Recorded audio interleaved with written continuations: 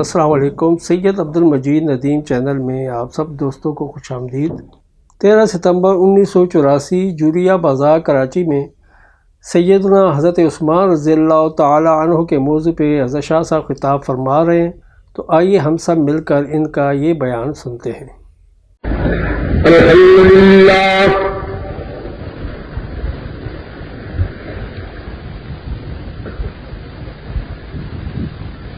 الحمد لله وحده والصلاة والسلام على من لا نبي بعده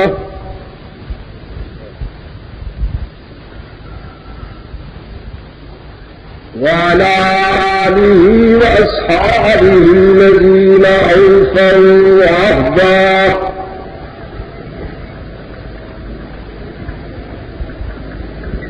الذين هم مفاتيح الرحمة والمصابيح النور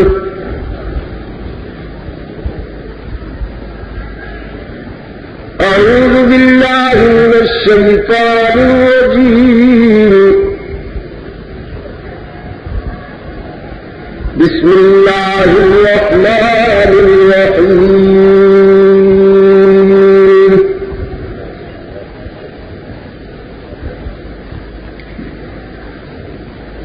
ألف لام ميم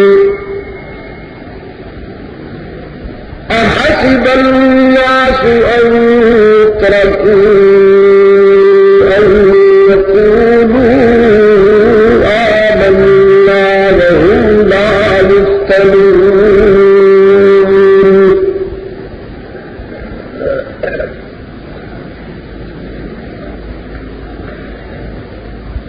صدق الله مولانا العظيم وصدق رسوله النبي الأمي الكريم ونحن على ذلك من الشاهدين والشاكرين والحمد لله رب العالمين۔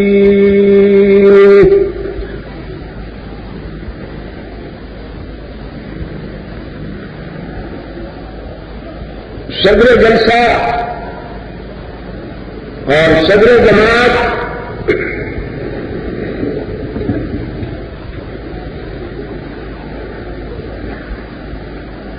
حضرات علماء کرام،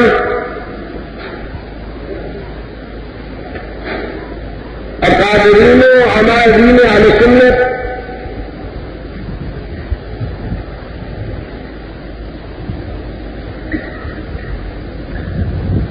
مجلس تحفظ حقوق اہل سنت و جماعت کے کارکنان، یوم تاریخ اعظم اور لازم کمیٹی کے رضاکار، محترم بزرگوں اور عزیز دوستوں، امام مضمون کانفرنس کے ضمن میں ترتیب دیا جانے والا 7 روزہ پروگرام کا یہ تیسرا اجلاس ہے،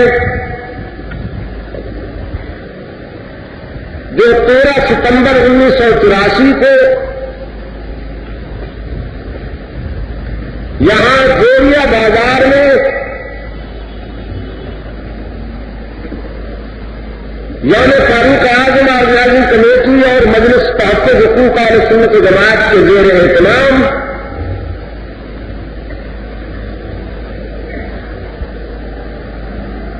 انعقاد پذیر ہو رہا ہے، اور جس میں ہزاروں فرزندان اسلام کا یہ عظیم اجتماع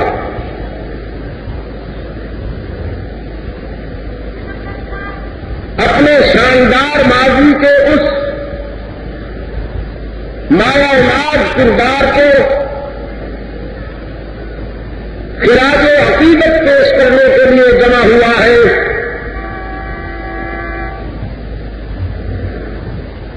کہ جن کی خدمات اور جن کی مثال قربانی ہماری تاریخ کی متاع عزیز ہے. میری مراد خلافت راستہ کے تیسرے تاجدار امام مظلوم داماد نبی حضرت علی حضرت عثمان بن عفان رضی اللہ تعالی عنہ سے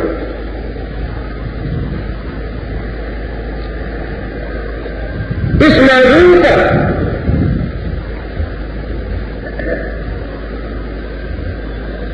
دیگر علماء کے علاوہ جناب شاہ اسماعیل الدین شکیل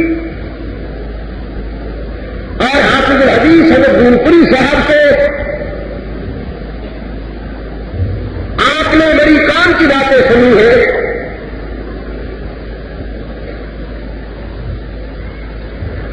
میں نے جو کچھ آپ کی خدمت میں عرض کرنا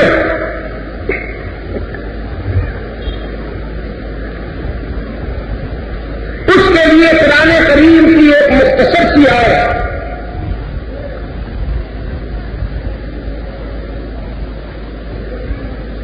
جو میں نے ابھی آپ کے سامنے تلاوت کی ہے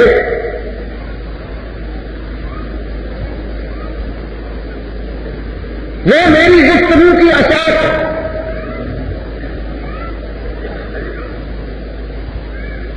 اور اسی آیت کے مفہوم کو بنیاد بنا کر میں مختصر سے وقت میں آپ سے گفتگو کروں گا. لیکن اتنا مختصر وقت بھی نہیں، اس لیے کہ اس مقام پر حق و صداقت کے علمبرداروں کا یہ پہلا ہجوم ہے جو آئندہ بہت سے اجتماعات کی تمہید ہے اور سنگ بنیاد ہے.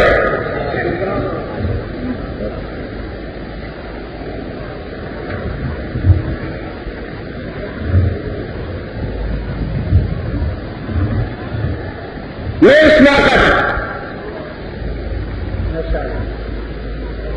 کراچی کے انتظامیہ کے ان سنجیدہ افسران کا قدردان ہوں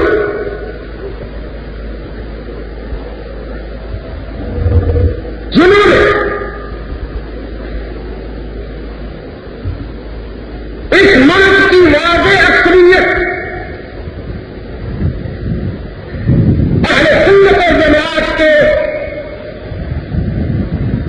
قومی اور ملی جذبات کا احساس کرتے ہوئے ان دینی پروگراموں کی اجازت دینے میں وسیع جفتی کا مظاہرہ کیا. شکریہ اس لیے ادا نہیں کرتا کہ ہم نے ان سے کوئی بھیک نہیں مانگی، یہ ہمارا حق.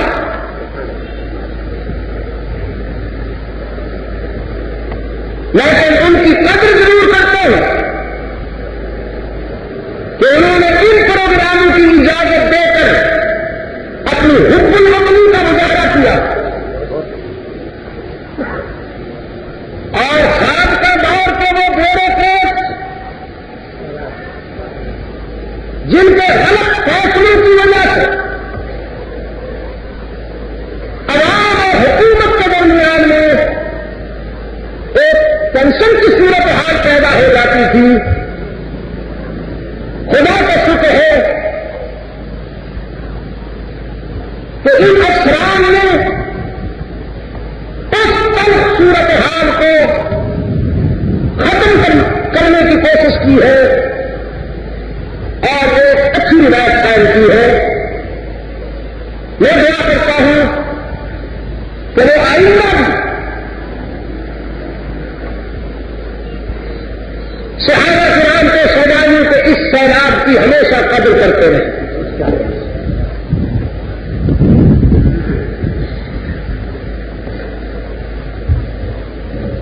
ارشاد باری کا آنا ہے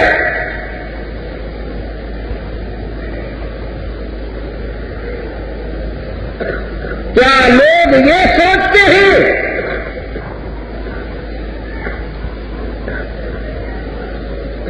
کہ مومن کہلوائیں گے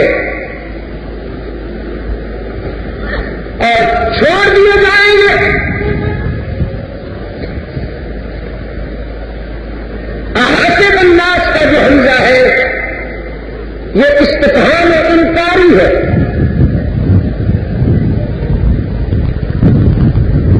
جس کا معنی یہ ہے کہ ایسا نہیں ہوگا.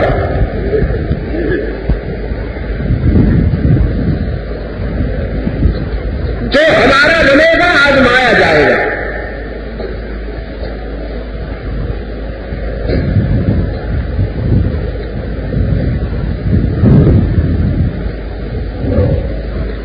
آزمائش اور امتحان عشق کے سفر میں شرط اول ہے. جس کو آزمائشوں سے ڈر لگے وہ ادھر کا رخ نہ کرے. دو راستے ہیں کراچی کے روشن زمینوں. ایک میدے کا راستہ ہے اور ایک ضمیر کا راستہ. کیا کہا میں نے؟ دو راستے ہیں. ایک میدے کا راستہ ہے اور ایک ضمیر کا راستہ ہے. میدے کا راستہ پھولوں سے اور کلیوں سے بظاہر عطا ہوا ہے لیکن جاتا سیدھا جہنم میں ہے. اور ضمیر کا راستہ کانٹوں سے اور پنکھیوں سے عطا ہوا ہے لیکن جاتا سیدھا جنت میں ہے. من شاء فلیؤمن ومن شاء فلیکفر. دونوں راستے کھلے ہوئے ہیں. جو چاہے میدے کے راستے پہ چلے اور جو چاہے ضمیر کا راستہ اختیار کرے. یہ ذوالحجہ ہے.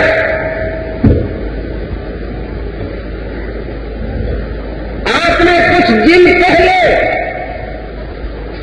ایک عجیب انسان کے ایثار کی یاد تازہ کی.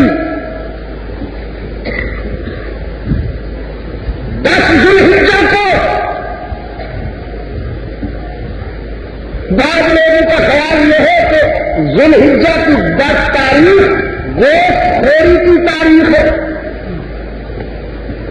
ذوالحجہ کی 10 تاریخ ہمیں گوشت کھلانے کے لیے آتی ہے.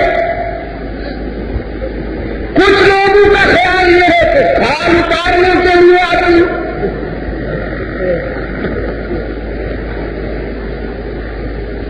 کون سی کھال اتارنے کے بین الاقوامی ماہر اسی کا نیند سمجھتے ہیں. لیکن قرآن کی سنیے.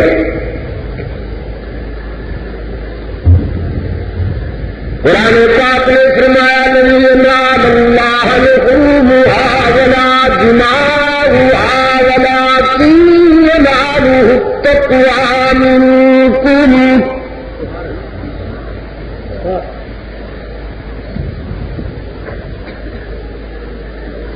جانوروں کا گوشت اور خون اللہ کی ضرورتیں نہیں. خون بہ کر مٹی میں میں مل جاتا ہے گوشت تم کھا جاتے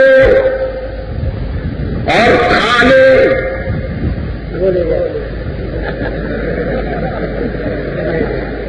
یار لوگ لے جاتے وَلَٰكِن يَنَالُهُ التَّقْوَىٰ مِنكُمْ حتیٰ کے پاس وہ جذبہ پہنچتا ہے جو تمہارے ضمیر سے تعلق رکھتا ہے، جو تمہارے وجدان کی گہرائیوں سے تعلق رکھتا ہے، جس کو قرآن تقوی سے معنون کرتا ہے۔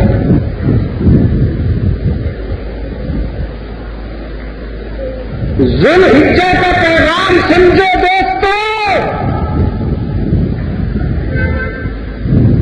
ذوالحجہ کا پیغام یہ ہے کہ ترک مالو، ترک جانو، ترک سر، در طریق عشق اول منزلت۔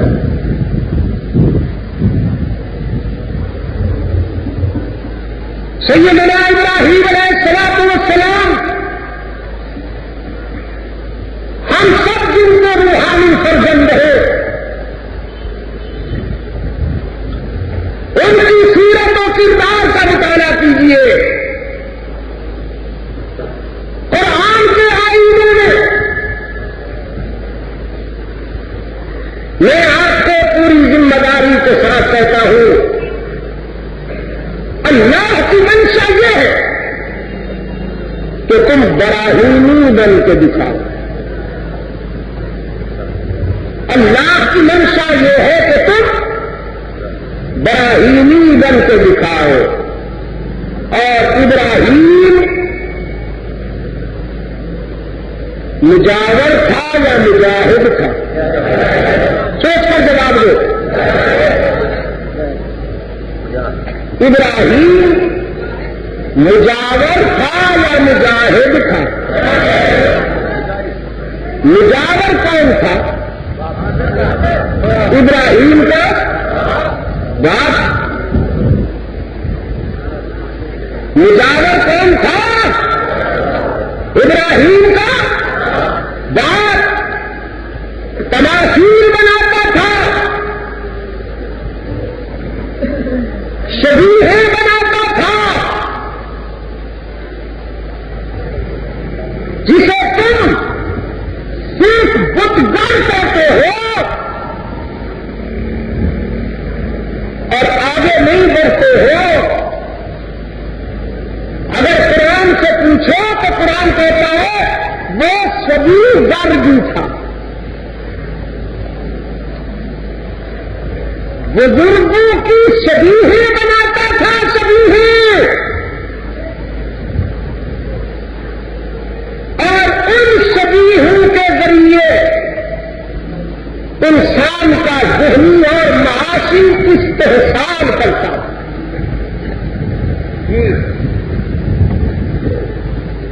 مجاور کی ادائیں یہی ہوتی ہے، مجاور کی پہچان یہی ہوتی ہے، اور مجاہد اذ قال ابراہیم لأبیہ وقومہ ما هذه التماثیل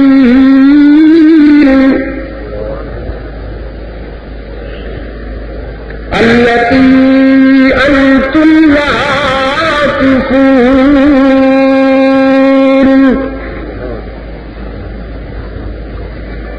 ابراہیم علیہ السلام نے اپنی قوم اور باپ سے کہا، یہ شبیہیں کیا ہیں، یہ تماثیل کیا ہے جو تم نے بنا رکھی ہے اور جن کے سامنے تم جھکتے ہو؟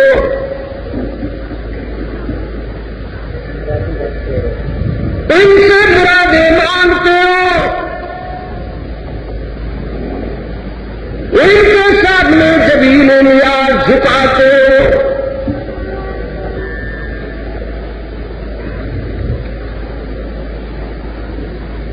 ان سے بچے مانگتے ہو، ان سے بیماریاں دور کرنے کی توقع رکھتے ہو. ما هذه التماثيل،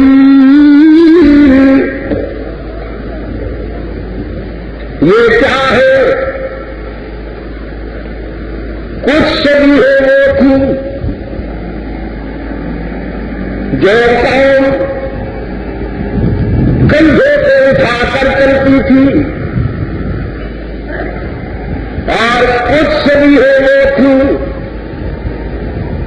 جو انہوں نے اپنے ہیکل میں سجا رکھی تھی، اور اس ماحول کو ڈیکوریٹ کر رکھا تھا جگمگاتے کاغذوں سے، رنگین چادروں سے. ابراہیم علیہ السلام نے ان تماثیل کی رد کرتے ہوئے زبان کی قوت بھی استعمال کی، اور حجرے میں بیٹھ کر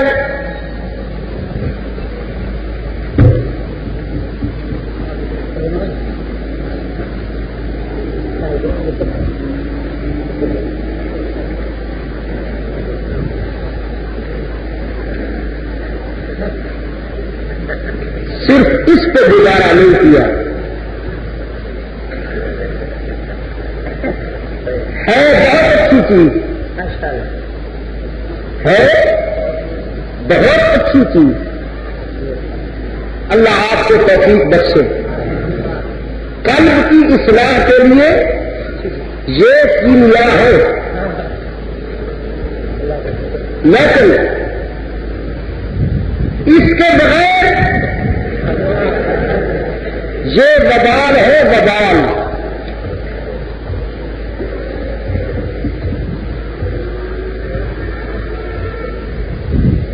یہ ضروری ہے،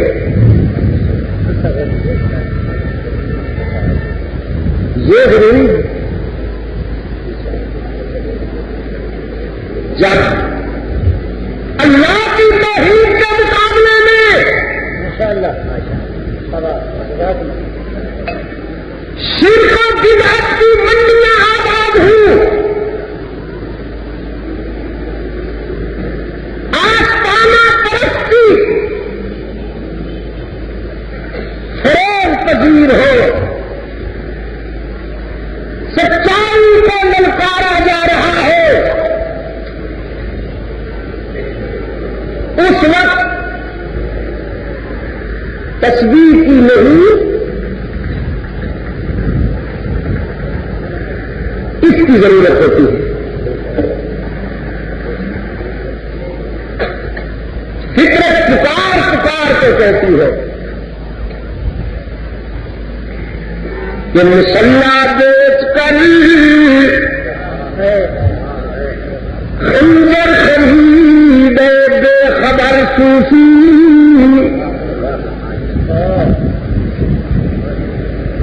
مسلح بیچ کر خنجر خریدے بے خبر صوفی،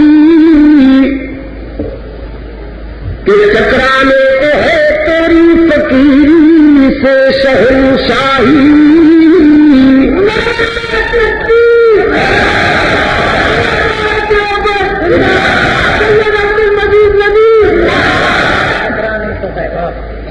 کہ ٹکرانے کو ہے تیری فقیری سے شہنشاہی،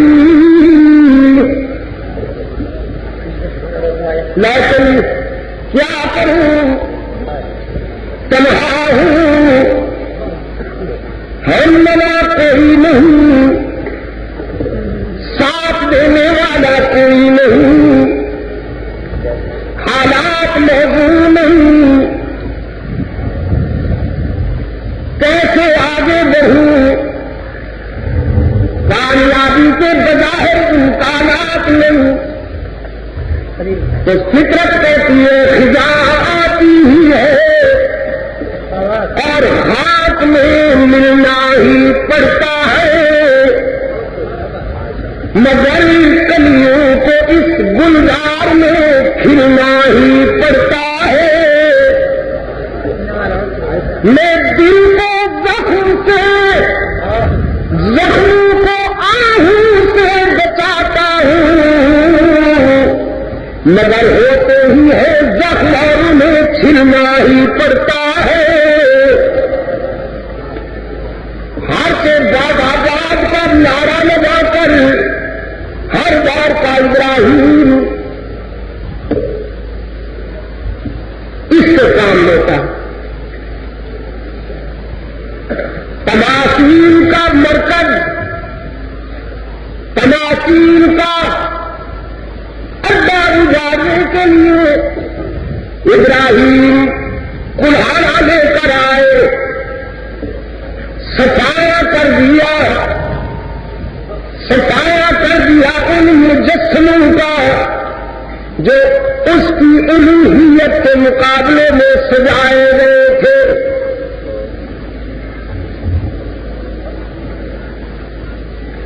حجرے میں بیٹھ کے صرف دعائیں نہیں مانگی یا آہیں نہیں بھری، اڑتے نہیں رہے، اٹھے، کلہاڑا لے کر آئے، فَجَعَلَهُمْ جُزَازًا إِلَّا كَبِيرًا۔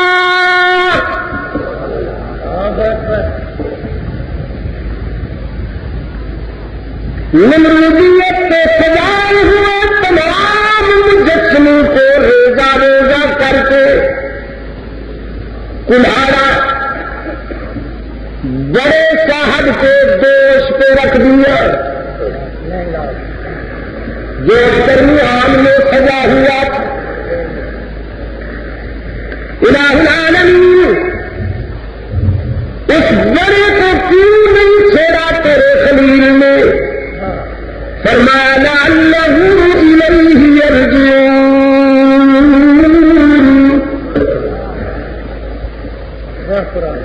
تاکہ انہیں مشکل کشا حاجت روا سمجھنے والی احمد قوم جب واپس آئے تو اپنے کھیتوں کی تباہی کا حال بڑے سے پوچھے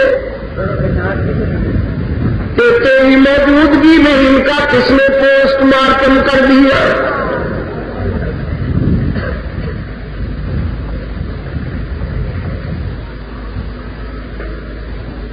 قوم آئی، نمرود نے سب سے پہلے جا کر یہ منظر دیکھا، قالوا من فعل هذا بآلهتنا إنه لمن الظالمين۔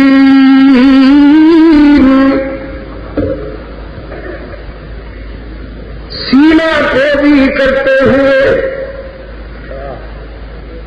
چیختا ہے، کس نے ہمارے خداؤں کا یہ حشر کر دیا؟ من فعل هذا بآلهتنا قالوا سمعنا فتى يذكرهم، کچھ لوگوں نے اطلاع دی، ہم نے کل ایک جوان سے سنا تھا جو انہیں یاد کر رہا تھا۔ یاد نمرود کہنے لگا، یاد تو ہم بھی انہیں ہر وقت کرتے ہیں۔ انہوں نے کہا مگر آپ تو کسی اور عنوان سے یاد کرتے ہو نا؟ اور وہ نوجوان کہہ رہا تھا تم ذرا یہاں سے جاؤ، پھر میں ان کی طبیعت ٹھیک کروں گا۔ یقال لہ ابراہیم، اور وہ جوان تھا بھی وہ جسے ابراہیم کے نام سے دنیا جانتی ہے. قالوا فأتوا به على أعين الناس. حکم دیا جلدی سے گرفتار کر کے لاؤ اسے اور ساری قوم کو بھی جمع کرو. ہم اپنے خدا ان کے قاتل کو دنیا کے سامنے ایسی سزا دیں گے کہ رہتی دنیا تک لوگ یاد رکھیں گے. رحم بھی نہیں آیا, خدا ان کی ناک کاٹ ڈالی. ابراہیم علیہ السلام گرفتار کر کے لائے گئے. کہتا ہے انت فعلت هذا بآلهتنا یا ابراہیم. کیا آپ نے یہ سب کچھ کیا ابراہیم؟ ہمارے خداؤں کا آپ نے صفایا کیا ہے کہ نہیں؟ ابراہیم علیہ السلام نے فرمایا کیسی بات کرتے ہو؟ خداؤں کو کون نقصان پہنچا سکتا ہے؟ وہ پکڑ کے لے آیا خلیل اللہ کو اور آنکھوں سے دکھایا. یہ دیکھو ابراہیم علیہ السلام نے فرمایا یہی بات تو میں کہتا تھا کہ اس کائنات کا مدبر ایک ہے, عبادت کے لائق ایک ہے, سجدے کے لائق ایک ہے, پکارنے کے لائق ایک ہے, ہر جگہ موجود ایک ہے, علام الغیوب ایک ہے, کارساز دستگیر ایک ہے.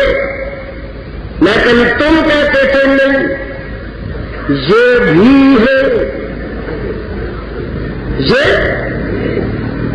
بھی ہے. میں کہتا تھا وہ ہی ہے اور تم کہتے تھے یہ بھی ہے. تو میرے خدا کے نظام میں ساری کائنات کا نظام دیکھیے, کوئی خلل نظر نہیں آئے گا. اس کی مرضی سے ہوائیں چل رہی ہے, بادلوں کے قافلے رواں دواں ہے, نظام صبح و شام منظم ہے, موت و زیست کا کارخانہ چل رہا ہے, ستاروں کی انجمن آباد ہے. ایک رائی کے برابر بھی خلل نہیں دکھا پاؤ گے. اور تم نے بنا رکھی تھی کمپنی چھوٹے بڑے مشکل کشاؤں کی, تو کلیش ہو گئے, کلیش ہو گئے, تصادم ہو گیا, اختلاف ہو گیا. ایک میں اختلاف نہیں ہوتا. جب دین آئی, جب 2 3 4 5 6 7 8 ہوا تو پھر اختلاف ہوگا. ایک بات آگے بھی کہتا جاؤ, مفادات لڑتے ہیں, عشق نہیں لڑتا. مفادات لڑتے ہیں, عشق نہیں لڑتا. کسی مردار کی باڈی پہ جمع ہونے والے کتوں کو دیکھا کیجیے, وہ کس طرح ایک دوسرے کو کھا جائیں گے. لیکن شمع پر جلنے والے پروانوں کو آج تک کسی نے لڑتا نہیں دیکھا.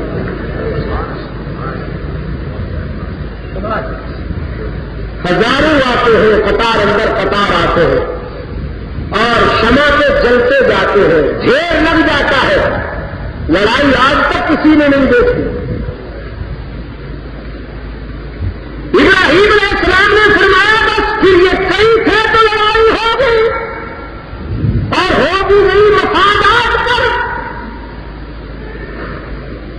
اس نے کہا کون سے مفادات ہیں یہاں؟ خلیل اللہ نے فرمایا تم نے مٹھائی رکھی ہوئی تھی ان کے سامنے، یہی تو مصیبت ہے ساری، یہ جو شیرینی رکھی ہوئی تھی تم نے، اسی پر جھگڑا ہوگا۔ چھوٹے کہتے ہوں گے ہمیں بھی ملنا چاہیے، بڑے نے کہا ہوگا چپ رہو، بزرگوں کے سامنے نہیں بولا کرتے۔ اس نے پکڑ کے سب کی ناک کاٹ ڈالی۔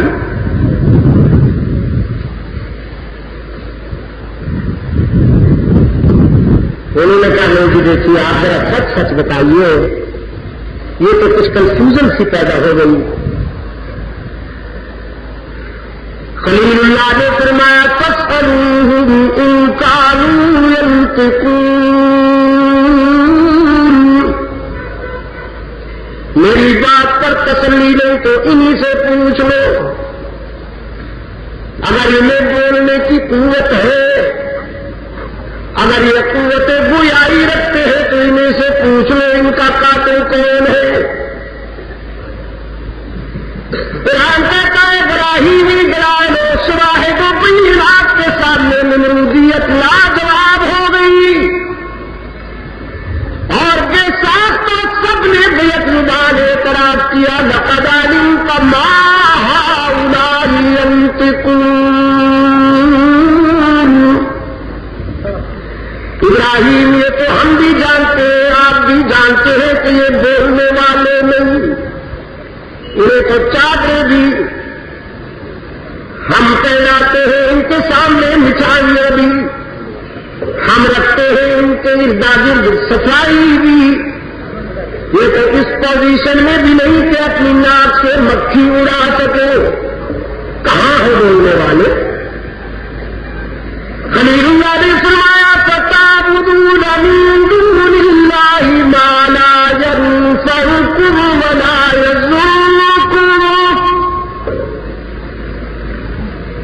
اف لکم ولما تعبدون من دون اللہ۔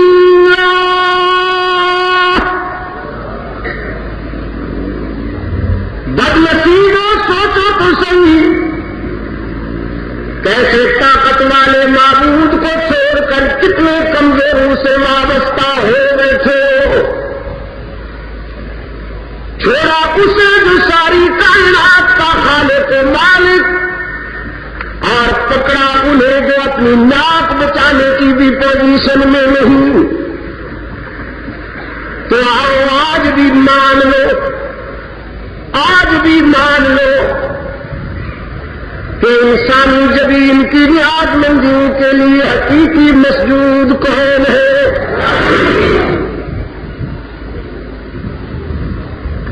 لیکن کچھ آوازیں تو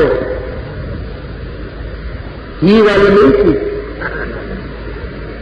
اور یہ ٹھیک ہے کیونکہ آپ یہاں ہم پہلی مرتبہ اللہ کہا ہے نا آپ نے، ہاں یہ سنیے، ہی کی آواز سنیے ذرا۔ انسانی جبین کی نیاز مندیوں کے لیے حقیقی مسجود، یہ ہی پہ زور دیجیے تاکہ بھی کے بیماری کو شفائے کاملہ نصیب ہو جائے، کیونکہ بعض بیمار کہتے ہیں اللہ بھی، تو آپ ہی پہ ذرا زور دیں، ہی پہ زور دیں تاکہ بھی کے بیماروں کو شفا کاملہ نصیب ہو جائے۔ انشاءاللہ وہ بھی مان لیں گے، لیکن ابھی چونکہ ان کی ذرا طبیعت ٹھیک نہیں ہے، بیمار آدمی جو ہے تو منہ کا ذائقہ خراب ہو اگر اس کا تو سیب کھائے کروا لگتا ہے، حالانکہ سیب کروا نہیں ہوتا، اس کا منہ کا ذائقہ خراب ہوتا، جب صحت مند ہو جائے گا تو پھر اس کو صحیح ٹیسٹ محسوس ہوگا۔ ہی کی بہاریں، ہی کی ضربیں لگائیے، اور اپنے دائیں بائیں بھی دیکھیے، اگر کوئی گھی کا بیمار چپ بیٹھا ہے تو اس سے بھی کہلوائیے، انسانی جبین کی نیاز مندیوں کے لیے حقیقی مسجود نشر کرو ہی کو، انسانی جبین کی نیاز مندیوں کے لیے حقیقی مسجود ہر جگہ موجود علام الغیوب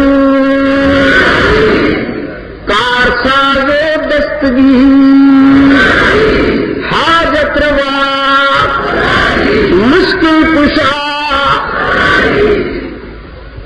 خلیل اللہ نے بھی یہی منوایا، خلیل اللہ کے نامور پوتے نے بھی یہی منوایا، رحمت عالم صلی اللہ علیہ وسلم نے بھی اسی ہی کے لیے دندان اقدس کی قربانی دی،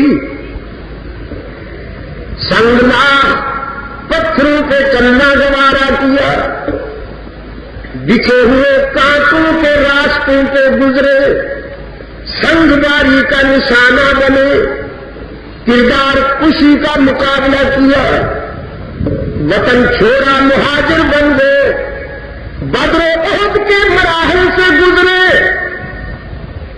یا لوگ کہتے تھے آئیے گزارا کریں، اتحاد قائم کریں، اتحاد بڑی اچھی شے ہے، لیکن گوبر اور مکھن کا اتحاد کبھی نہیں ہو سکتا۔ گوبر اور مکھن اگر اتحاد کرے تو خسارہ گوبر کو ہے یا مکھن کو؟ یہ بات حق اور باطل اگر متحد ہو جائے تو نقصان باطل کا ہے یا حق کا؟ غیر فطری اتحاد کی بات مت کرو اگر نیت صاف ہے، اگر نیت صاف ہے تو غیر فطری اتحاد کی بات مت کرو، نفرتوں پہ اتحاد نہیں ہوتا، محبت کی بنیاد پہ اتحاد ہوتا۔ میں نے رات بھی کہا تھا، آج بھی کہہ رہا ہوں، آئندہ بھی کہتا رہوں گا، آئیے اتحاد کرتے ہیں، آئیے اتحاد کرتے ہیں، نفرتوں کو مٹا دیتے ہیں، محبت کے چراغ روشن کرتے ہیں، جو علی و حسین و حسن کا دشمن ہے آئیے ہم مل کر اس کو بھی لعنت بھیجتے ہیں، اور جو صدیق و عمر عثمان و خالد و عمرو بن عاص و سعد بن ابی وقاص و معاویہ کے دشمن ہے اس کو بھی لعنت بھیجتے ہیں۔ ہم محمد کے شاگردوں سے، رسول اللہ کی اہل بیت سے محبت کی بنیاد پر اتحاد کرتے ہیں، اور اس اتحاد میں جو بھی رکاوٹ بنے اسے مل کر انشاءاللہ ناکام بنانے کا عزم۔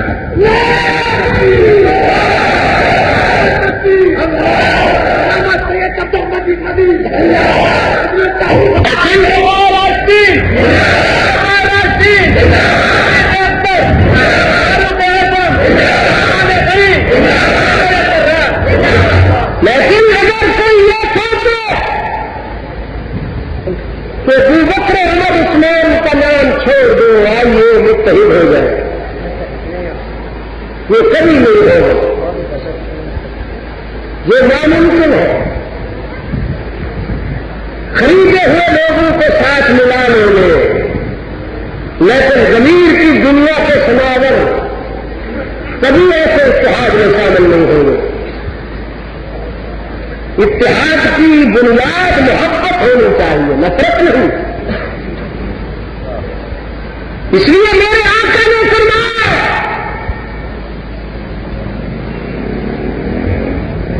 وطن چھوڑنا گوارا کروں گا، سنگباری کا نشانہ بنوں گا، سمیہ کو تو نقد کرواؤں گا، حمزہ کو ٹکڑے ٹکڑے دیکھ کر صبر کر جاؤں گا، بدر و احد کے مرحلوں سے گزر جاؤں گا،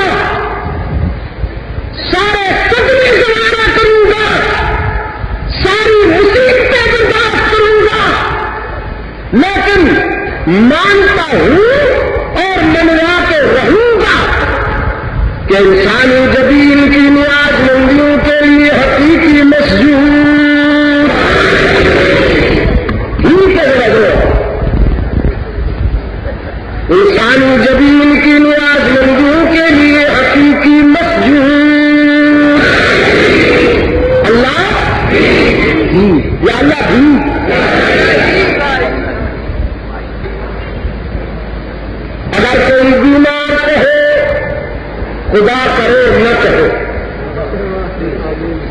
لیکن اگر کوئی بیمار کہے کہ بزرگوں کا سجدہ تعظیم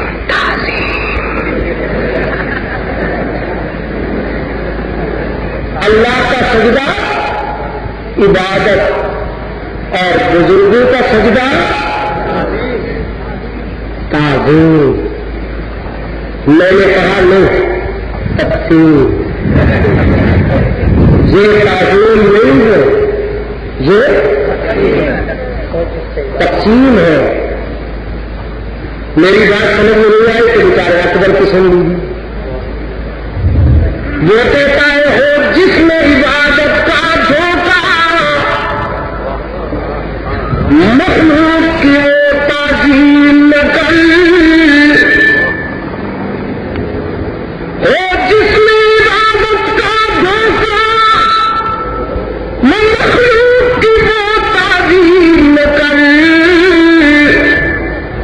جو خاک اسی کا حصہ ہے بندوں میں اسے تقسیم نہ کر۔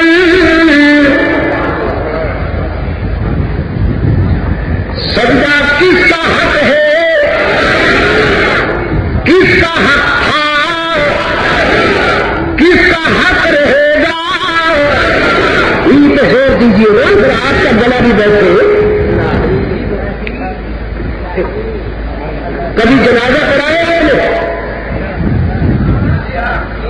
یہاں لوگ مرتے ہیں تو جنازہ آپ کرتے ہو نا، رسمیں کرتے ہو یا کبھی سوچتے بھی ہو؟ کہاں سوچتے ہو؟ تو یہاں لوگ تو جنازے پہ جا کے بھی بزنس کرتے ہو، نرخ معلوم کرتے ہو پانی میں کیا بھاؤ چل رہا ہے۔ جنازے کی نماز میں بھی بزنس ہے۔ سیدنا عثمان بن نورین ہی کا جملہ ہے، کسی نے پوچھا تھا کہ امام عالی مقام کچھ تکبر سے ہو گیا ہے، چند سکے جمع ہو رہے ہیں، غرور پیدا ہو رہا ہے، تو کوئی وظیفہ بتائیے۔ فرمانے لگے سب سے بڑا وظیفہ یہ ہے کہ روزانہ، اگر روزانہ نہیں تو ہفتے میں ایک بار قبرستان چلے جایا کرو اور وہاں جا کے دیکھا کرو کیسے کیسے حسینوں کی مٹی پلید ہو رہی کہ ضرور تھا لوگ تھی ہے تو بچوں کی تھی صدا، ضرور تھا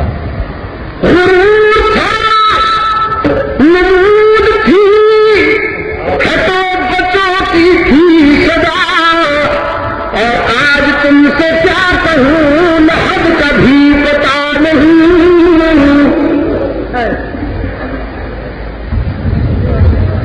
بڑے بڑوں کو مٹی کھا گئی، میر تقی درد دیتا ہے پل پاؤں، ایک کاسا ایک سر پر جو آ گیا، یک چھر وہ استخوان شکستہ سے چور تھا۔ میں کسی قبرستان سے گزرا، پرانی قبر سے کسی کی کھوپڑی نکلی ہوئی تھی، انتظار زمانہ میں بوسیدہ ہو گئی تھی، میرا پاؤں لگا کر ریزا ریزا ہو گئی، کہنے لگا کہ دیکھ کے چل رہا بے خبر، میں بھی کبھی کسی کا سرے پر تھا، جانے والے زندہ رہنے والوں کے لیے عبرتیں چھوڑ کے جاتے ہیں، لیکن ہمیں کیا ہو گیا، کہ قبرستان جا کے بھی ہمیں موت یاد نہیں آتی، تو اب تو یاد لوگوں نے قبرستان کو بھی ماشاءاللہ ایسا سجا رکھا ہے کہ وہاں موت کیا یہ یاد آتا ہے۔ جوئے کے اڈے بنا رکھتے ہیں، ایک خبر آئی تھی اخبار میں، شاید آپ نے پڑھی ہو، قبرستان سے ایک چرچ کا اڈا پکڑا گیا اور جب چرچی سے کسی نے کہا تمہیں حیا نہیں آتی کہ تم قبروں میں بیٹھ کر یہ کام کرتے ہو، یہ دھندا کرتے ہو؟ یہ کہنے لگا ٹھیک ہے غلط ہے، لیکن اگر کچھ لوگ روحانیت کے مقابلے میں بزرگوں کی قبر پہ بیٹھ کے مال بٹورتے ہیں تو پھر ہم سے ان سے بڑے مجرم تو نہیں ہیں۔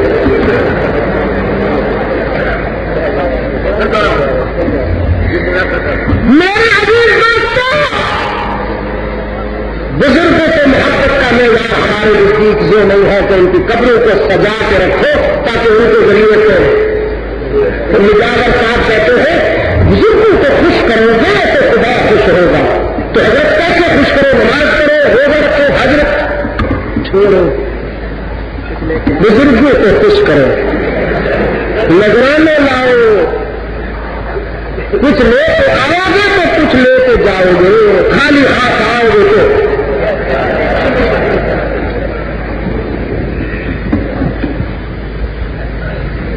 ہم کہتے ہیں قبر فروشی نہ کرو، بزرگوں کو ایکسپلائٹ نہ کرو۔ ہو سکتا ہے کہ بزرگوں کی ان تعلیمات کو حفظ جان بناؤ، ان کے نقش قدم پہ چل کے دکھاؤ، اللہ کی کروڑوں رحمتیں ہو اللہ والوں پر کہ جنہوں نے فقر درویشی میں حق صداقت کا پرچم اونچا رکھا، انہوں نے کافروں کو مسلمان بنایا، اور یہ لوگوں کے لوگ ہیں تو یہ مسلمانوں کو کافر بنانے کو تلے ہوئے ہیں۔ ان کے نزدیک اپنے سوا کوئی مسلمان ہے ہی نہیں، ان کے نزدیک مسلمان وہی ہے جو صبح سویرے آ کے ان کی خدمت میں کلیت پیش کرے، نذرانے پیش کرے، وہ پکا مسلمان ہے۔ تو جنازے سے بھی اگر ہماری بزنس کی باتیں ہوں تو ہماری تنگ دلی کی کوئی انتہا نہیں، شاید اس لیے کہ ہم نے اپنی منزل اسی کو بنایا۔ ایک صاحب سے کسی نے پوچھا تم نیکیاں بھی بہت کرتے ہو لیکن ڈنڈی بھی مارتے ہو، گھپلا بھی کرتے ہو، اگر میزان حشر کے میدان میں تمہاری نیکیاں اور برائیاں برابر ہو گئی تو کیا کرو گے؟ اللہ نے اگر تم سے پوچھے کہ تمہاری نیکیاں اور برائیاں برابر ہیں، اب جنت میں جانا پسند کرتے ہو تو جہنم میں جانا پسند کرتے ہو تو کیا کرو گے؟ کہنے لگا اللہ نے سے کہہ دے گا جنت جہنم کو تو میں جانتا نہیں، جہاں 4 پیسے کا فائدہ ہو بس وہی بھیج دیجیے۔ یہ 4 پیسے جو ہے جادو بن کر سر کو بول رہے ہیں۔ جنازہ پڑھا کر لیا آپ نے، وضو کیا کرتے ہو، کپڑے صاف ہوتے ہیں، جگہ صاف ہونی چاہیے، امام ہوا کرتا ہے کہ نہیں، ابتدا ہوا کرتی ہے کہ نہیں، نیت ہوتی ہے کہ نہیں، تکبیر ہوتی ہے کہ نہیں، قیام ہوتا ہے کہ نہیں، رکوع ہوتا ہے کہ نہیں، حمد ہوتی ہے کہ نہیں، ثنا ہوتی ہے کہ نہیں، دعا ہوتی ہے کہ نہیں، سب کچھ وہی ہے نماز میں وضو، جنازے میں بھی، نماز میں بھی کپڑے پاک ہونا ضروری، جنازے میں بھی کپڑے پاک ہونا ضروری، نماز میں بھی امامت، جنازے میں بھی، نماز میں بھی ابتدا، جنازے میں بھی ابتدا، نماز میں بھی تکبیر، جنازے میں بھی تکبیر، نماز میں بھی حمد، جنازے میں بھی حمد، نماز میں بھی تکبیر، جنازے میں بھی تکبیر، نماز میں بھی قیام، جنازے میں بھی قیام، نماز بھی عبادت، جنازہ بھی اللہ کی عبادت، لیکن نماز میں سجدہ رہ جائے تو نماز نہیں ہوتی، جنازے میں سجدہ رہ جائے تو نماز نہیں ہوتی۔ کبھی سوچا آپ نے حکمت کیا ہے؟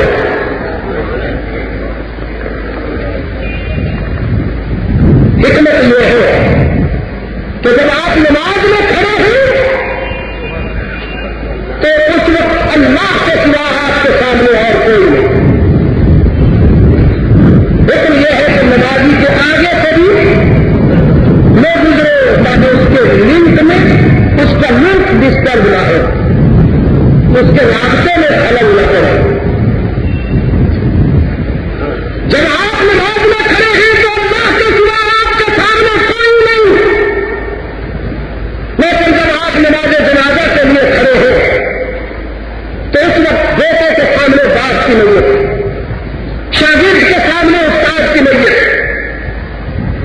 مرید کے سامنے شیخ کی مسجد، رعایا کے سامنے حاکم کی مسجد، چھوٹے کے سامنے بزرگ کی مسجد، اور جہاں خدا اللہ چاہتے ہیں کہ سجدہ رہ جائے تو نماز قبول نہیں کروں گا، اور یہاں حکم یہ ہے کہ سجدہ ہوا تو نماز قبول نہیں کروں گا۔ اس لیے پھر ہاں جتنا طویل سجدہ کرو گے، جتنی عاجزی کرو گے، دیکھنے والے یہی کہیں گے کہ اللہ کے آگے جھکا ہوا ہے۔ لیکن اگر یہاں جھک جاؤ گے تو شاید کوئی دیکھنے والا، کوئی غیر مسلم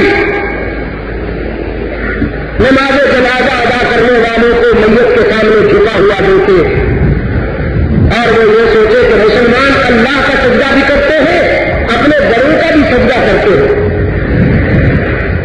تو اللہ نے فرمایا اپنی عبادت کا ایک اہم رکن بدلا کر لوں گا، لیکن میں اپنے سوا کسی اور کے آگے تمہارا جھکنے گوارا نہیں کروں گا۔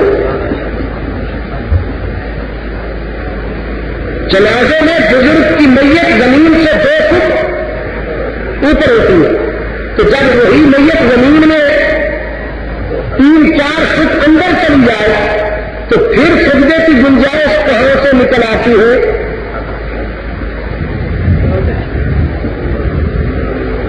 انسانی جبین کی نیاز مندیوں کے لیے حقیقی مسجود ہی سے فرق لگانے میں بھولی ہر جگہ موجود اللہ موجود کار ساز و دستگیر حاجت روا مشکل کشا مشکل کشا اللہ بھی کل بھی راہ دیکھوں آج بھی راہ دو ہے، کل بھی کہا جاتا تھا مشکل کشا اللہ بھی، کچھ بیمار کہتے تھے وہ بھی مشکلیں حل کرتا ہے، اور اس کے پیارے بھی، اس کے پیارے بھی وَقَالُوا لَا تَذَرُنَّ آلِهَتَكُمْ وَلَا تَذَرُنَّ وَدًّا وَلَا سُوَاعًا وَلَا يَغُوثَ وَيَعُوقَ وَنَسْرًا۔ حضرت نبی علیہ السلام کے زمانے میں بیمار کہتے تھے اس کی بات نہ مان لو، یہ تمہیں تمہارے بزرگوں سے دور کرنا چاہتا ہے، یہ جو بد خدا یہود نسل، یہ جو 5 تھے نا، یہ 5 اللہ والے تھے، یہ 5 اللہ والے تھے۔ جب یہ بہت ہوئے تو فنکاروں نے ان کے قبروں کو کیا بنا لیا؟ منڈی بنا لیا، آستانہ بنا لیا، مال کماتے تھے۔ حضرت نبی علیہ السلام نے جب اس کے خلاف جہاد شروع کیا تو مجاور کہنے لگے یہ تمہیں بزرگوں سے دور لے جانا چاہتا ہے، یہ تمہیں بزرگوں سے ہٹانا چاہتا ہے، یہ بزرگوں کا گستاخ ہے، خبردار اس کی بات نہ ماننا۔ ٹھیک ہے بڑے معاملات خدا کے سپرد ہے، لیکن چھوٹے چھوٹے حاجت روا اور مشکل کشا یہ بزرگ بھی ہے۔ اور تمام انبیاء اور رسول نے یہی نعرہ لگایا، مشکل کشا اللہ ہی۔ سیدنا ابراہیم علیہ السلام نے فرمایا اب تو مان لو، ناک کٹ گئی تمہارے مصنوعی مشکل کشاؤں کی۔ یہ نمود کہتا ہے نہیں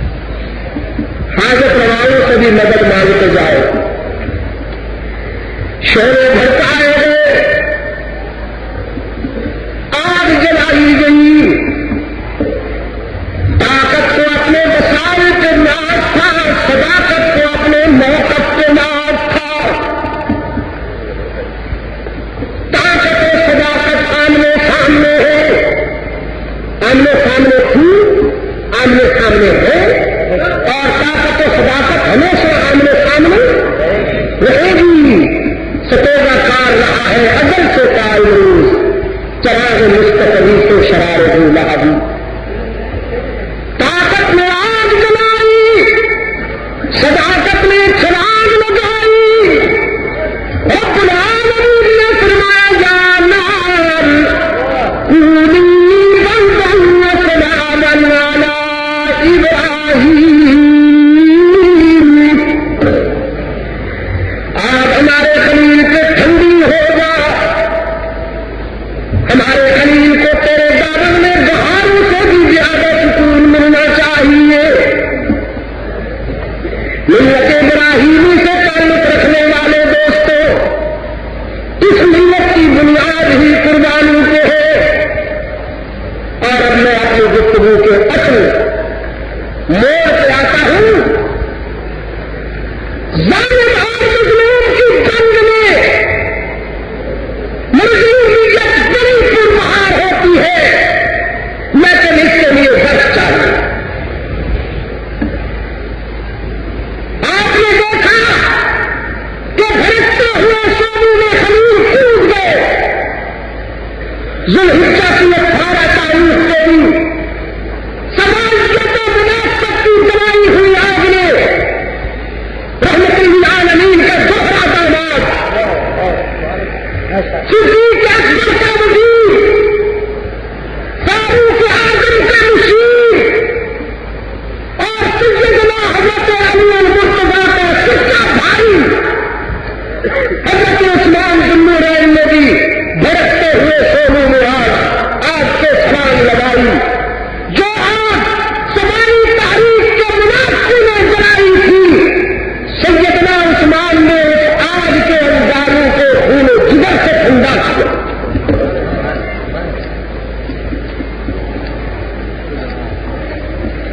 40 دن جس میں آبادانہ کی بندش ہوئی، مظلومیت کی بات پوچھتے ہو، 40 دن جس میں آبادانہ کی بندش ہوئی، جو اختیار و اقتدار کے باوجود اپنے قاتل کا کچھ نہیں کہتا، صرف اس لیے کہ پنڈی والوں کو مدینہ کو انسان کے خون سے رنگین نہیں دیکھوں گا۔ مشورہ دیا گیا تھا عثمان آپ شام چلے آئیے یا آپ مکہ چلے جائیے، جب حالات قابو میں آ جائیں گے تو آپ پھر آ جائیے گا۔ سنو عثمان ذو النورین کا جواب تھا، موت تو آئے گی ایک دن، جان بچانے کے لیے مدینہ چھوڑ دوں یہ بھی وفا نہیں ہے، اپنے محبوب کا شہر چھوڑنے کو جی نہیں چاہتا، جان دے دوں گا لیکن مدینہ نہیں چھوڑوں گا۔ میں آپ کو واضح کر دینا چاہتا ہوں عزیز دوستوں، امت اس وقت تک امن و سلامتی سے ہمکنار رہی جب تک کہ خلافت اسلامیہ کا مرکز مدینہ رہا۔ جب خلافت مدینہ سے نکلی امت امن و سلامتی سے اس وقت سے محروم ہو۔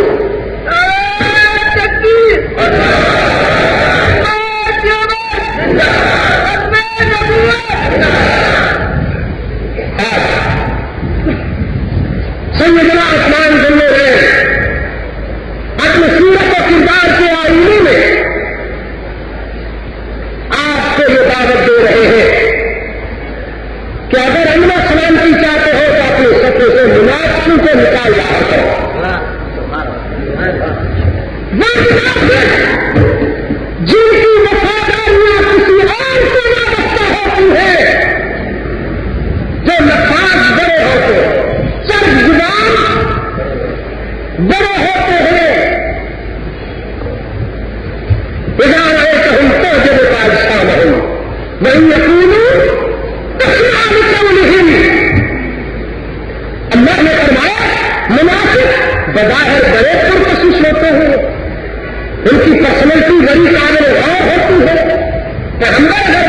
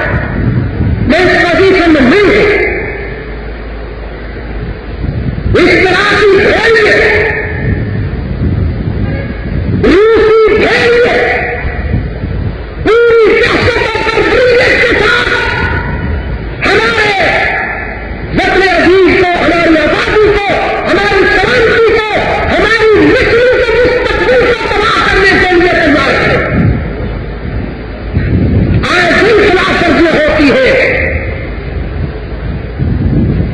پرامن پاکستانیوں پر راکٹ برسائے جاتے ہیں. میں نے خود میں غلطی میں خود جا کے ان زخمیوں کو دیکھا ہے اور جہاں راکٹ برسائے جاتے ہیں روزہ روزہ ہو رہے ہیں. چھوٹے چھوٹے بچے ٹکڑے ٹکڑے ہیں. لیکن کچھ لوگ ان تمام باتوں سے بےنیاز پاکستان میں تحریک چلانے کی دھمکیاں دے رہے ہیں. 90 دن کے نوٹس کیے جا رہے ہیں اور یہ کہا جا رہا ہے کہ ہم اس ملک میں اپنی بات منوا کے رہیں گے. پورے ہوش اور سلامتی فکر کے ساتھ یہ بات کہنا چاہتا ہوں. پورے ہوش اور سلامتی فکر کے ساتھ یہ بات کہنا چاہتا ہوں کہ یہ پاکستان ہے, ایران نہیں ہے. یہ پاکستان ہے, ایران نہیں ہے. یہاں صدیق اکبر, فاروق اعظم, عثمان ذوالنورین, خالد بن ولید, عمرو بن العاص, سعد بن ابی وقاص اور سلمان و بلال معاویہ کی عظمت سے پرچم لہرائیں گے.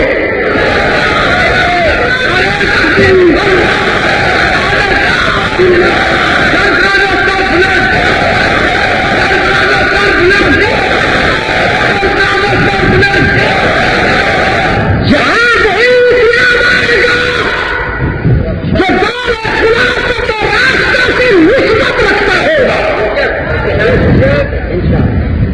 دور خلافت راستہ معیار ہے. اس کا حق پر کسی اسلام کے نظام کا تصور پاکستان میں ناممکن ہے.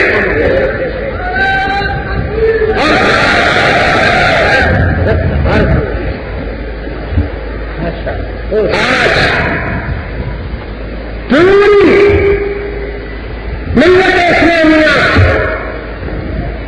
دستمندی کے ساتھ اپیل کر رہی ہے کہ آؤ مل کر یہودیوں سے ٹکراؤ کہ یہودی حرمین شریفین پر ٹیڑھی نظر رکھتے ہیں.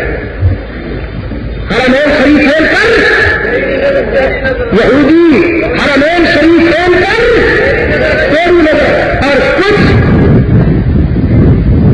دوست نما بغلا بھگت وہ لوگوں کو یہ بتاتے پھرتے ہیں کہ حرمین شریفین دادیوں کے قبضے میں. یہ بھی یہودیوں کے ایجنٹ ہے. یہ یہودیوں کے ایجنٹ ہے جو یہ کہتے پھرتے ہیں کہ حرمین شریفین اسلام کے دشمنوں کے قبضے میں ہے. سنو میری بات, بیت اللہ اور روضہ رسول اللہ براہ راست اللہ کی نگاہ حفاظت میں ہے. یہ دو مقدس مقام اس وقت دشمنان اسلام کے قبضے میں جائیں گے جب خدا کا اختیار ختم ہو جائے گا. نہ خدا کا اختیار ختم ہو سکتا ہے, نہ حرمین شریفین پر اسلام کے دشمن قابض ہو سکتا ہے.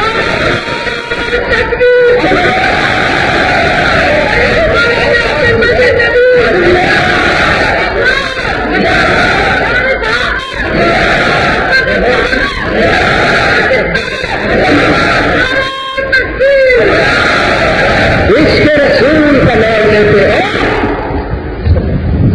اس کے رسول کا نام لیتے ہو, رسول فراست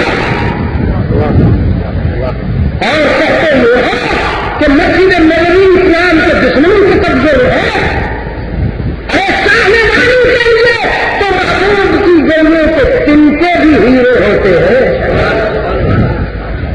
چاہنے والوں کے لیے محبوب کی گلیوں کے تنکے بھی ستاروں سے زیادہ روشن ہوتے ہیں.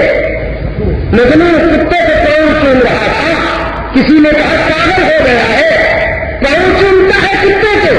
کہنے لگا کتے کو لعنت بھیجو, میں اس کے پاؤں کیوں چوموں, میں تو اس لیے چوم رہا ہوں کہ یہ کبھی کبھی میری لیلا کی گلی سے گزر جاتا ہے. لیکن وہ مجنون تھا، یہ چوری خور مجنون. انہیں خدا کا خوف نہیں آتا جب یہ کہتے ہیں کہ مسجد نبوی کے نام کے پیچھے نماز نہیں آتی، اس ان قریضیے کے پیچھے ہوتی ہے خدا کا نام، اس کے پیچھے ہوتے اور مسجد نبوی کے نام کے پیچھے نماز. نانوتی کی سنو، محمد قاسم نانوتی کی سنو، جس میں فتویٰ لگتا ہے کہ وہ گستاخ رسول. فرماتے امید لاکھ ہے لیکن بڑی امید ہے یہ، امید لاکھ ہے لیکن بڑی امید ہے یہ کہ ہو سجانے مدینہ میں میرا نام شمار. پھروں تو ساتھ سجانے حرم کے تیرے پھروں، جیوں تو ساتھ سجانے حرم کے تیرے پھروں، اور مروں تو کھائے مدینہ کے مجھ کو مرغے مار. آج کے رسول بولانا کافر نہ جاتی، آج کے رسول بولانا کافر نہ جاتی. اور انیاسی لشکر کا درویش محمد زکریا رحمت اللہ تعالی علیہ یورپ والوں نے بلایا، زکریا آئیے مجھے یورپ کی روزیوں فضاؤں میں ٹھکانا دے. افریقہ والوں نے کہا آئیے سونے کے محل بنا دے، لیکن زکریا نے وہی کہا جو زید ابن ثابت نے کہا تھا. پاکستان میں بھی بلایا، پاکستان میں بھی بلایا تھا کہ یہاں تشریف لائیے. زید ابن ثابت کا باپ آیا تھا مکہ میں، جب اسے پتا چلا کہ میرا بیٹا مکہ میں ہے، رب تعالی صلی اللہ علیہ وسلم کی خدمت میں حاضر ہوا. کہنے لگا ہم نے فلان آپ بھی کسی کے بیٹے ہو، آپ کا بھی ابا غیر ہے، آپ کی بھی اما غیر ہے، تو میرا بھی زید کسی کا بیٹا ہے، یہ بھی کسی ماں کا لال ہے، اس کی ماں رو رو کے اندھی ہو گئی ہے. اللہ کے رسول تو بھی ہمارا بیٹا. رحمت عالم صلی اللہ علیہ وسلم نے فرمایا مجھ سے کہتے ہیں میں جاؤں گا، میں نہیں رکھتا زید کو، لیکن زید سے پوچھ کر زید کی دل شکنی بھی نہیں کروں گا. میں اسے اختیار دیتا ہوں وہ جس طرح چاہے کر لے، میری طرف سے اجازت ہے. زید کا باپ اپنے بیٹے کے پاس آ کے کہتا ہے لگتا بھی تجھے تیری ماں یاد کرتی ہے، رو رو کے دینائی دے رہتی ہے، میرا یہ حال ہے، ہڈیوں کا ڈھانچہ بن گیا ہے، تیری برادری کا ہر فرد تیرا راستہ دیکھتا ہے، چلو میں جلدی سے وطن. زید نے کہا وطن چلوں تو باپ بھی مل جائے گا، ماں بھی مل جائے گی، برادری سے بھی وابستہ ہو جاؤں گا، ساری خوشیاں بھی کر آ جائے گی، لیکن وہ چہرہ نظر نہیں آئے گا جس کسی سے وہ میل کہلاتی ہے اور جس کی زمین پر دعا کہلاتی ہے، جو حسن کائنات کا نقطہ انتہا ہے، جس کی زبان کا ذریعے خدائی قانون سے باتیں کرتا ہے. میں ساری خوشیاں، ساری راحتیں، سارے رشتے محمد کی غلامی کو قربان کر چکا ہوں. میری ماں کو سلام کر دینا، میری برادری کے افراد کو سلام کر دینا، ان سے کہنا جسے محمد مل جائے اسے کسی اور کی ضرورت نہیں ہو.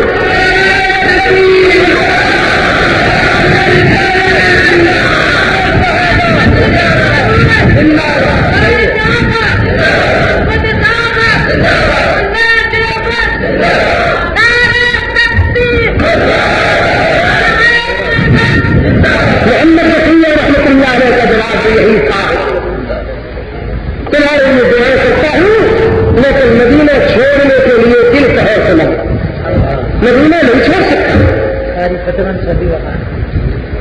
ہمارے قرآن کریم کے عاشق نام تمہارا میں بیٹھا ہوا ہے کچھ لوگوں کو یہ آنکھیں ملتی ہیں تو زمین اندھا ہوتا ہے، اور کچھ لوگ ان آنکھوں سے نہیں دیکھ سکتے لیکن زمین روشن ہوتا ہے۔ اس سب سے بڑا بیمار کون ہوگا کہ جس کے حلقے میں ہزاروں لوگ قرآن کے حافظ ہو گئے، آج تک مدینہ میں بیٹھے ہوئے نہیں چھوڑتے مدینہ سے۔ محمد رسول اللہ کا جنازہ مدینہ سے اٹھا، جنت البقیع میں چھا گیا، عبد الغفور بدری وہیں سویا ہوا ہے، لاہوری کا بیٹا وہیں سویا ہوا ہے، بدر عالم حرمین کی فضاؤں میں رکھ رہا ہے، مدنی نے 17 سال جب جنت کی چھاؤں میں بہاری سے بھاگ دیا ہے، جو بند کے خدام کو کہاں تک گالیاں دو گے؟ گالیاں دینے والوں نے ابو بکر کو گالیاں دی، گالیاں دینے والوں نے عمر کو گالیاں دی، گالیاں دینے والوں نے عثمان کو گالیاں دی، لیکن ان کا کچھ نہیں بگڑا۔ آج تین قریشی بڑی گالیاں دینے والے گالیاں دینے میں کوئی کمی نہیں کرتے، لیکن ان قریشی کا بھی کچھ نہیں بگڑا۔ شیخین محمد کے پہلو میں سو رہے ہیں، علماء دیوبند محمد کے شہر میں سو رہے ہیں۔ اب آخری سبق یاد کریں کہ آپ کو رخصت کر دوں کہ کل پھر بات ہوگی، پھر بات ہوگی اور یہی بات ہوگی۔ تم تھک گئے ہو، جو تھک گئے ہی ہاتھ اونچا کریں۔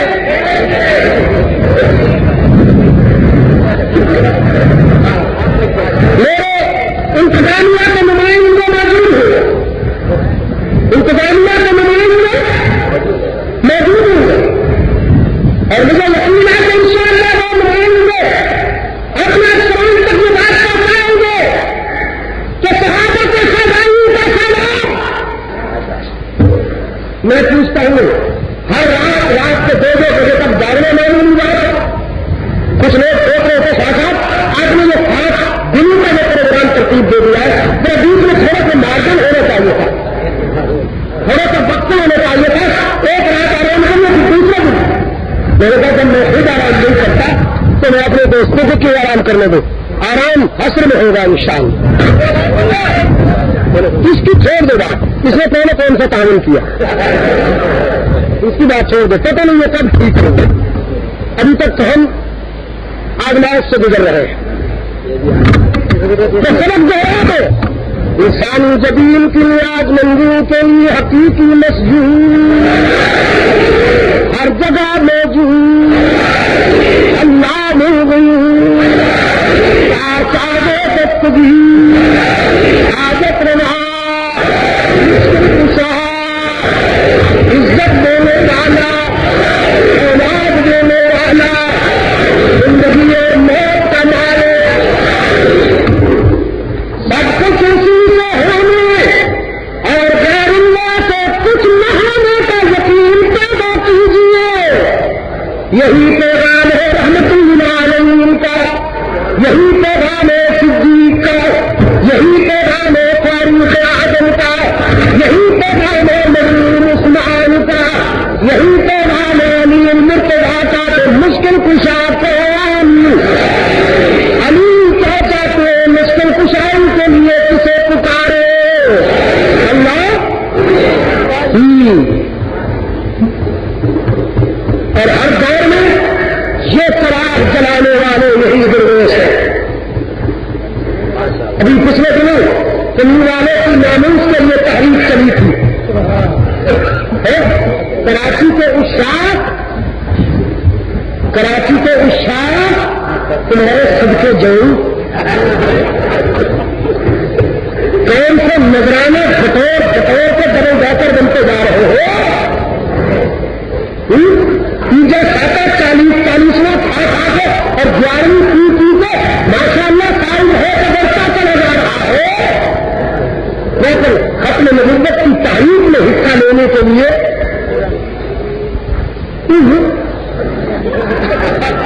ایک ملا ہے، صرف ایک ملا وہ بھی ایک ملا صرف اللہ سے خوش رہے، ہم اس کے لیے دعا کرتے ہیں، اللہ نہیں ہے اسے کہا گیا تم بہادری کے ساتھ مل گئے. اسے کہا محمد عربی کی عزت کی حفاظت کرنے کے لیے رسول کے شہدائیوں سے مل گیا. ہر دور میں اللہ کے دین کی حفاظت کے لیے رحمت اللہ علیہ کی سنت طاہرہ حضور کی شکل مقدس کی حفاظت کے لیے اور صحابہ کی عزت و ناموس کی حفاظت کے لیے اہل بیت کی عزت و ناموس کی حفاظت کے لیے جب قربانی دینے کا وقت آیا تو یہی درویش ماں کھانے کے لیے یہی درویش اور مال کھانے کے لیے ہم عاشق رسول ہیں. خیر کل باتیں ہوئی اللہ مقدس علی صراط المستقیم.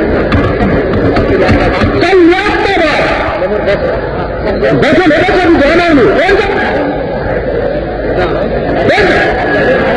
شہرش رک جائے ہمارا کرتے ہوئے کل کھڑا ہے ووٹ کے بعد نمبر 10 ووٹ کے بعد نمبر 10 میں کل ان شاء اللہ بعد ملازم شاہ اور کل کا پروگرام 9:30 بجے سے سماپت ہوگا. بتانے میں چاہتا ہوں یہ جو آپ کی عادت ہوگی یہ 11 بجے رات کے آنا پھر دوسری عادت کو 9:30 بجے پہنچ جائیے گا. آج یہ کچھ اللہ تعالیٰ میرے اس پرویش کی عمر دراز کرے. ادھر آ جائے